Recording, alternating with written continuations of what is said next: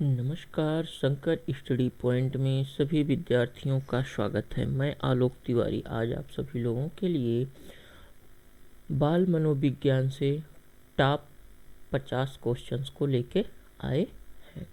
Shankar study point को subscribe करिए, share करिए, लाइक करिए और बेल आइकन को प्रेस करिए, जिससे आने वाली सभी वीडियो को विद्यार्थी सबसे पहले देख सके। चलिए शुरू करते हैं।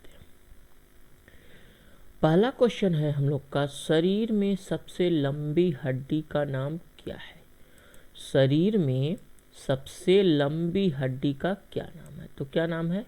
फीमर। जो कहाँ पाई जाती है? जो जांघ में पाई जाती है। दूसरा क्वेश्चन है, शरीर में सबसे छोटी हड्डी का नाम क्या है? तो जो शरीर में सबसे छोटी हड्डी होती है वह हमारा स्टेपीज होती है। जो कहाँ पाई जाती है? जो हमारा कान में पाई जाती है। अगला, शरीर में सबसे मजबूत हड्डी का नाम क्या है? तो सबसे मजबूत हड्डी जो होती है उसका नाम है मंडिबल, जो जबड़े में पाई जाती है। चलिए अगले की तरफ चलते हैं। अगला है, जन्म के समय शिशु की त्वचा, जन्म के समय नवजात शिशु की त्वचा का रंग कैसा होता है? तो कैसा होता है? हल्का गुलाबी होता है, हल्का गुलाबी होता है। अगला है, 15 दिन के बाद त्वचा अस्थायी रंग को प्राप्त कर लेती है। अगला क्वेश्चन है क्वेश्चन नंबर 5, नवजात शिशु कितने घंटे सोता है? तो जो नवजात शिशु होता है वह 18 से 20 घंटे सोता है, किंतु वह हर 2 घंटे में जागकर अपनी मांसपेशियों को घुमाता है। चलिए अगले क्वेश्चन की तरफ चलते हैं। अगला है, बालक का विकास, बालक का विकास 6 वर्ष तक लगभग कितने प्रतिशत हो जाता है? तो 6 वर्ष तक लगभग 90% हो जाता है। अगला, बालक का विकास 10 वर्ष तक लगभग कितने प्रतिशत हो जाता है? तो 10 वर्ष तक कितने प्रतिशत? 95% हो जाता है। चलिए अगले क्वेश्चन की तरफ चलते हैं। अगला है हम लोगों का, बाल्य अवस्था में, बाल्य अवस्था या बाल्यावस्था में बालक की हड्डियां कितनी होती हैं? तो बाल्यावस्था में बालक की हड्डियों की संख्या 270 से 350 तक हो जाती है। अगला है, निःशुल्क एवं बाल शिक्षा का अधिकार एवं अधिनियम 2009 का विस्तार किस राज्य में नहीं हुआ? तो किस राज्य में नहीं हुआ है? वह राज्य है हमारा जम्मू कश्मीर। क्या है? कौन सा राज्य है? जम्मू कश्मीर। चलिए अगला क्वेश्चन है हम लोग का, शिक्षा का अधिकार 2009 के तहत विद्यालय को कितने प्रतिशत सीट आरक्षित करना अनिवार्य होगा? तो कितने प्रतिशत? 25% करना अनिवार्य होगा। 25 से कम बुद्धि वाला बालक क्या कहलाता है? तो वह कहलाता है जड़ बुद्धि। यौन यदि समस्त जीवन का नहीं तो किशोरावस्था का अवश्य ही मूल तत्व है। यह किसने कहा? यह किसने कहा था? यह रॉस ने कहे थे। कौन से मनोवैज्ञानिक थे? रॉस मनोवैज्ञानिक। चलिए अगला क्वेश्चन है, कुसार्ग बुद्धि, कुसार्ग बुद्धि अथवा प्रतिभावान बालक वह है जो निरंतर किसी भी उचित कार्य क्षेत्र में अपनी अद्भुत कार्य कुशलता अथवा प्रवीणता का परिचय देता है। यह कथन किसका है या यह कथन किसने कहा था? तो यह कथन हैविंग हर्स्ट का है। चलिए अगले क्वेश्चन की तरफ चलते हैं। किसका था? हैविंग हर्स्ट का। अगला क्वेश्चन है, पिछड़ा बालक वह है जो अपने अभ्यास के मध्यकाल में अपनी कक्षा का कार्य जो उसकी आयु के अनुसार एक कक्षा नीचे का है करने में असमर्थ रहता है। यह किसने कहा? तो कौन से मनोवैज्ञानिक है? वह मनोवैज्ञानिक सिरिल बर्ट ने कहा था। चलिए अगला है, समस्यात्मक, समस्यात्मक बालक उन बालकों के लिए प्रयोग किया जाता है जिनका व्यवहार अथवा व्यक्तित्व किसी बात में गंभीर रूप से असामान्य होता है। यह कथन किस मनोवैज्ञानिक का है? तो कौन से मनोवैज्ञानिक है? मनोवैज्ञानिक वेलेंटाइन का है। चलिए अगला है, वह बालक जो समाज द्वारा स्वीकृत आचरण का पालन नहीं करता अपराधी कहलाता है। यह कथन किसका है? तो यह मनोवैज्ञानिक कौन है? हेली ने कहा था। चलिए अगला है, बुद्धि के किस सिद्धांत को बालू का ढेर कहा जाता है? तो बहुतत्व सिद्धांत को बालू का ढेर कहा जाता है। अगला है, व्यक्ति के चेहरे को देखकर उसकी बुद्धि का पता लगाया जा सकता है, यह कथन किसका है? तो यह कथन हमारा लेवेटर का है। चलिए अगला है, वे शिक्षार्थी जो समृद्ध ज्ञान और शैक्षणिक दक्षता को हार्दिक इच्छा प्रदर्शित करते हैं, उनके पास होता क्या? निष्पादन उपागम अभिविन्यास होता है। प्रतिभाशाली बालक वह है जो अपने उत्पादन की दर, मात्रा दर एवं गुणवत्ता में विशिष्ट होता है, यह कथन दिया गया है तो टर्मन एवं ओडन द्वारा दिया गया है। चलिए अगला है, 12 वर्ष तक के बालक का मस्तिष्क का भार कितना होता है? तो जो 12 वर्ष तक का बालक है उसका मस्तिष्क का भार लगभग 1260 ग्राम, जबकि एक स्वस्थ मनुष्य के मस्तिष्क का भार 1400 ग्राम होता है। अगला है, मनुष्य के शरीर में कितनी हड्डियां होती हैं? तो मनुष्य के शरीर में सबको पता है 206 हड्डियां होती हैं, जबकि सामान्य बालक जबकि बालक के जन्म के समय बालक में 270 हड्डियां होती हैं, और वही हड्डियां बाल्यावस्था में बालक की हड्डियां 350 हो जाती हैं।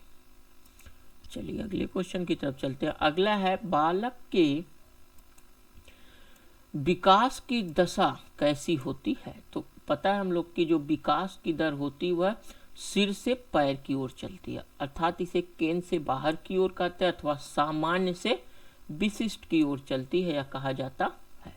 अगला है, विश्लेषणात्मक मनोविज्ञान के जनक कौन है? तो विश्लेषणात्मक मनोविज्ञान के जनक कौन है?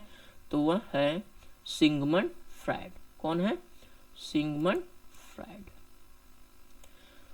तूफान की अवस्था किसे कहा जाता है? तो तूफान की अवस्था जो होता है उसको किशोर अवस्था या किशोरावस्था कहा जाता है। किशोरावस्था या किशोर अवस्था को तूफान अवस्था किसने कहा था? तो किसने कहा था? स्टैनले हॉल ने कहा था। अगला है, नैतिक विकास का सिद्धांत किसने दिया? तो कोहलबर्ग ने नैतिक विकास का सिद्धांत दिया।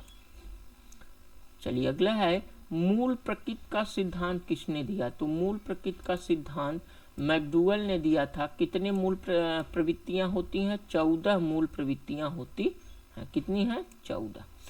संवेग क्या है? मन की उत्तेजित दशा को संवेग कहते हैं, जैसे क्रोध है और खुशी। अगला है, व्यक्तित्व का स्व सिद्धांत किसने दिया? तो कार्ल रोजर ने व्यक्तित्व का स्व सिद्धांत दिया। अगला, वह स्तर जिसमें बच्चा किसी वस्तु एवं घटना के बारे में तार्किक रूप से सोचना शुरू करता है, उसे कौन सी अवस्था कहा जाता है? उसे हम लोग मूर्त क्रियात्मक अवस्था कहते हैं। चलिए अगले क्वेश्चन की तरफ चलते हैं। अगला है हम लोग का, सृजनात्मकता मुख्य रूप से संबंधित है। सृजनात्मकता मुख्य रूप से किससे संबंधित है? तो अपसारी चिंतन से संबंधित है। अगला है, चिंतन अनिवार्य रूप से क्या है? तो चिंतन जो होता है वह संज्ञानात्मक गतिविधि के अंतर्गत आता है या अनिवार्य रूप होता है। किसी बालक में चिंतन की योग्यता उसके सफल जीवन का मूल आधार है, यह कथन किसने कहा है? यह कथन क्रो ने कहा है। चलिए आगे चलते हैं। आगे है हम लोग का, चिंतन की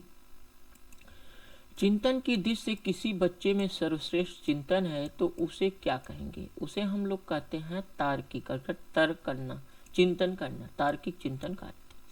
पियाजे के अनुसार किसी बालक में तार्किकता का अभाव किस आयु तक होता है? तो वह 7 वर्ष तक होता है। अगला, किसी बच्चे के चिंतन में आयु के बढ़ने के साथ साथ किसकी प्रधानता बढ़ती है? तो किसकी प्रधानता बढ़ती है? वह तर्क करने की प्रधानता जो हो जाती है वह क्या हो जाती है? बढ़ जाती है। चलिए आगे चलते हैं। आगे है हम लोग का,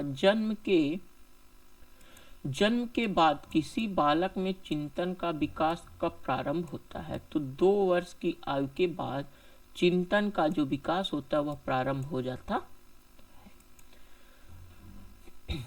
चलिए अगला है हम लोग का, किसी छात्र का बौद्धिक विकास, शारीरिक विकास एवं संवेगात्मक विकास, उसकी विकास की प्रक्रिया को कौन सा कारक है? तो आंतरिक कारक होते हैं।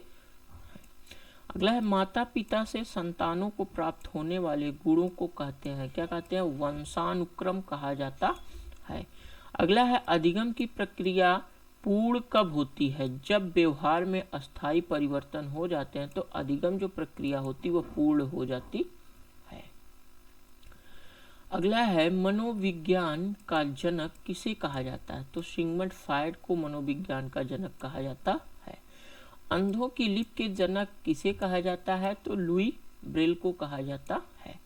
अगला है, अंधों के लुई ब्रेल ने कौन सी लिपि का प्रतिपादन किया?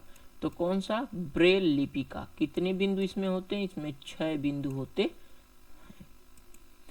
अगला है, नर्सरी पद्धति के जनक किसे कहा जाता है? जो नर्सरी पद्धति के जनक हैं वह कौन है? वह हमारे मारिया मॉन्टेसरी जी। चलिए अगले क्वेश्चन की तरफ चलते हैं। अगला क्वेश्चन है हम लोग का, एलकेजी व यूकेजी पद्धति के जनक हैं, कौन है? फ्रॉवेल है। अगला है, जीन पियाजे कहाँ के मनोवैज्ञानिक थे? तो यह स्विट्जरलैंड के मनोवैज्ञानिक थे। अगला है, जीन पियाजे किस विचारधारा के समर्थक थे? तो सबको पता है यह कैसे थे? संज्ञानात्मक का सिद्धांत दिया तो संज्ञानात्मक विचारधारा के समर्थक थे। अगला, स्कीमा सिद्धांत का जनक किसे माना गया है? तो स्कीमा सिद्धांत का जनक किसे कहा गया है? जीन पियाजे को कहा गया है, जिसने कौन सा सिद्धांत दिया है? संज्ञानात्मक सिद्धांत दिया है। चलिए अगले क्वेश्चन की तरफ चलते हैं। अगला हम लोग का, जीन पियाजे ने अपना प्रयोग किस पर किया था? तो जीन पियाजे ने अपना जो प्रयोग किया था वह 2 पुत्रियों पुत्र पर किया था। तो ये आज थे बाल मनोविज्ञान के 50 क्वेश्चंस जो सबसे महत्वपूर्ण हैं टेट, सुपर टेट और सीटेट के लिए। शंकर स्टडी पॉइंट चैनल को सब्सक्राइब करिए, शेयर करिए, लाइक करिए और बेल आइकन को प्रेस करिए, जिससे आने वाली सभी वीडियो को विद्यार्थी सबसे पहले देख सके। हमारा टेलीग्राम चैनल है शंकर स्टडी पॉइंट और व्हाट्सएप नंबर है 7380800644। थैंक्स।